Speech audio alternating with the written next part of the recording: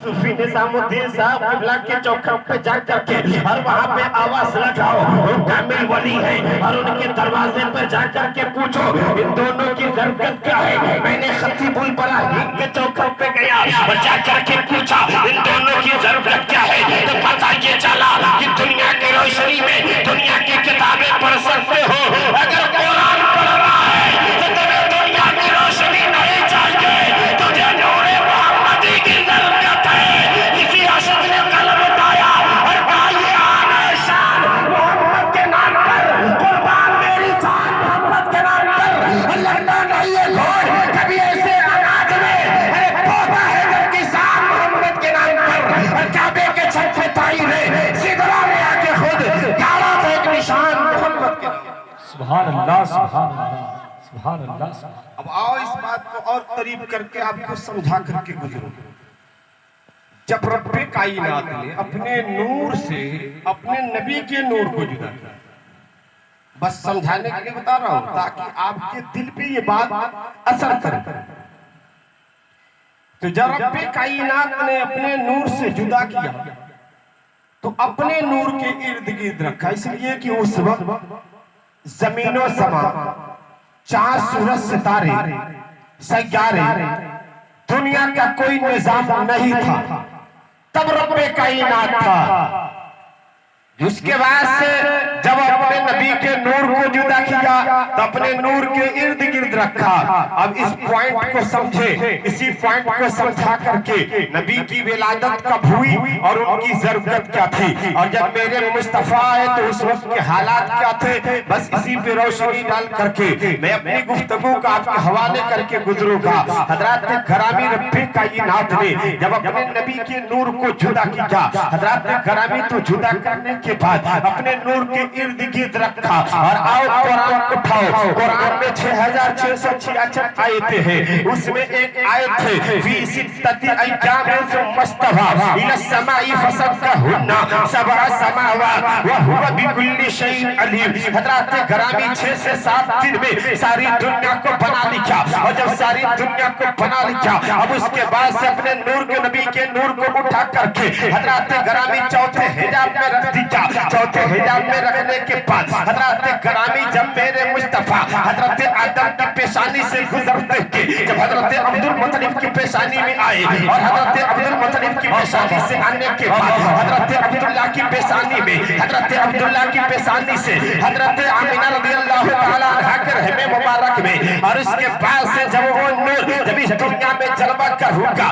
जब मेरे मुस्तफा हुजरे आयशा के अंदर दाखिल होते हैं और आयशा में आराम फरमा है, कितनी ही देर में बुलबुले सिदरा आ जाते हैं। एक सहाबी रसूल है जिनका नाम हजरत अबू हुरैरा है, जिनसे 1000 हदीसें मरवी है। मेरे मुस्तफा ने उनकी मौजूदगी में पूछा, जिब्रील ये बताओ तुम्हारी उम्र कितनी है, तो जिब्रील अमीन ने कहा या रसूल अल्लाह मुझे मेरी उम्र तो नहीं मालूम है, हाँ हमें इतना जरूर मालूम है एक तारा निकलता था जो चौथे हिजाब में निकलता था, 70,000 बरस के बाद एक मर्तबा चमका करता था। या रसूल अल्लाह मैंने उसे 72,000 मर्तबा देखा है।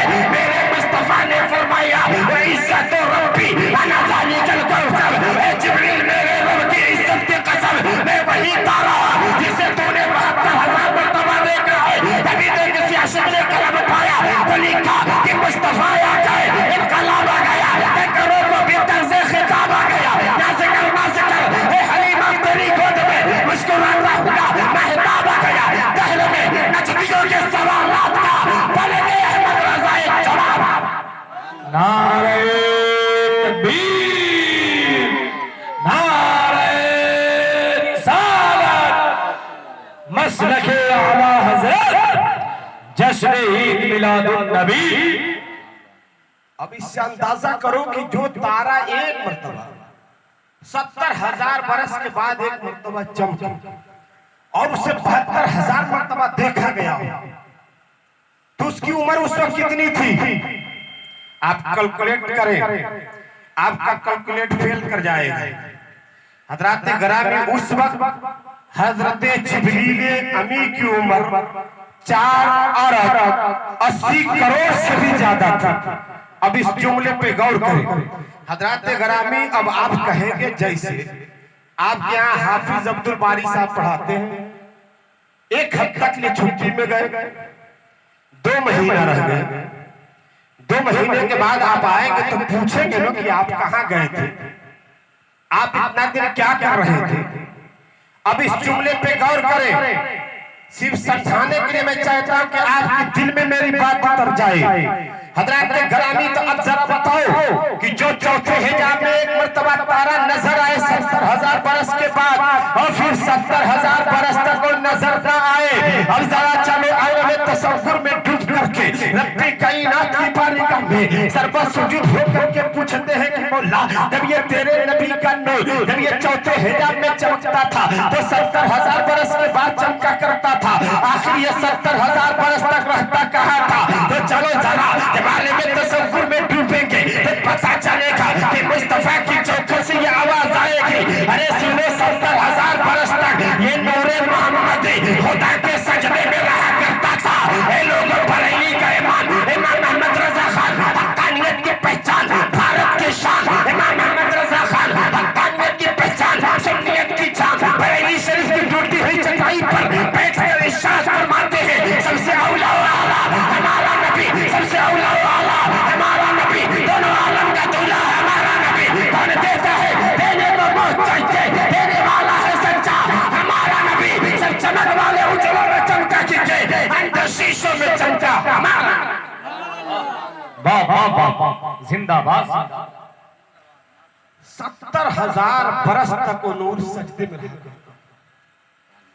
अब वो नूर को जब रब्बे कायनात ने जुदा किया, वो नूर मुंतकिल होते हुए हजरत आदम की पेशानी में पहुंचा। जब उनकी पेशानी में पहुंचा,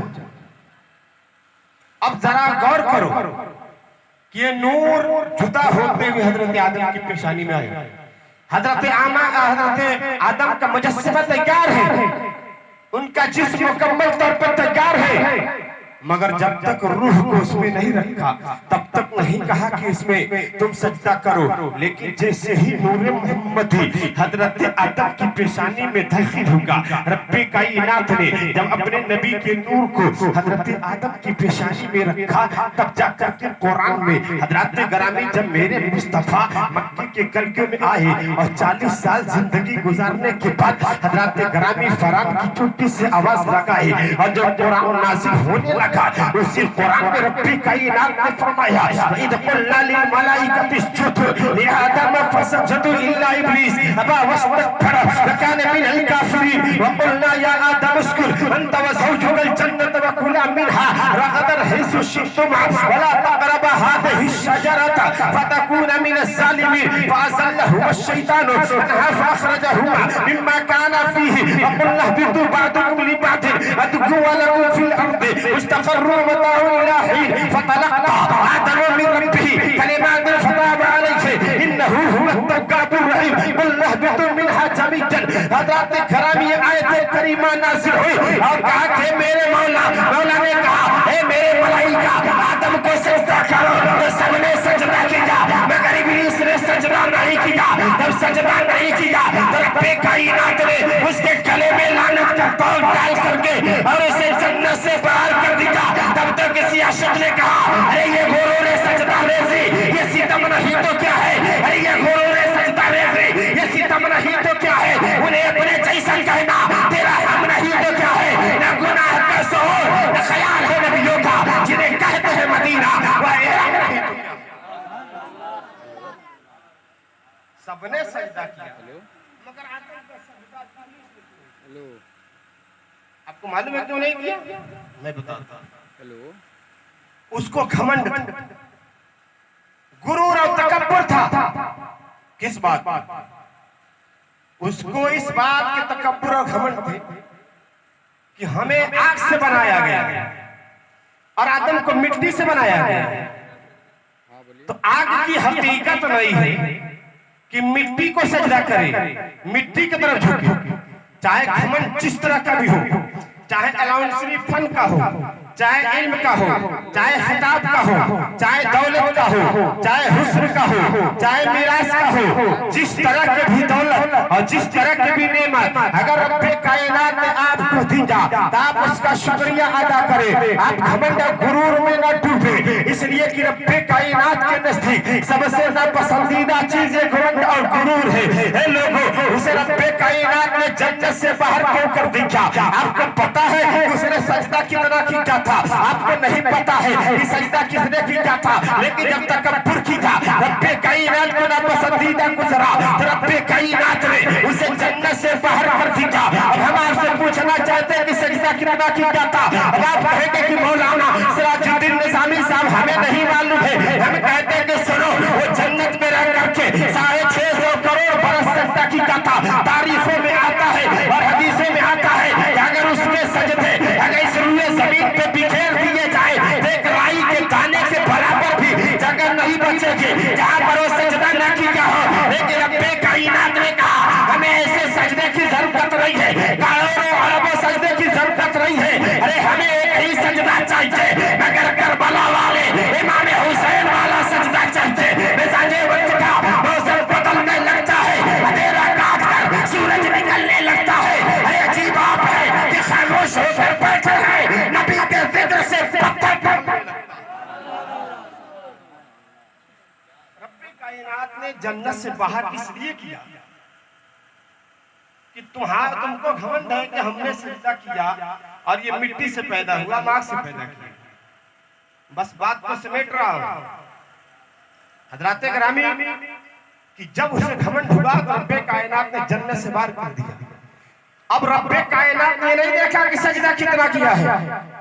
आज हमारे इस हिंदुस्तान में नहीं, पूरी दुनिया में हजराते गिरामी किसी को सजदे पर घमंड है कि हम सजदे की बुनियाद पर बख्श दिए जाएंगे, इबादत की बुनियाद पर बख्श दिए जाएंगे। आज देखा जाए तो कौन कौन सा फिरका है, देवबंदियों का फिरका है, वहाबियों का फिरका है, गैर मुकल्लिदों का फिरका है।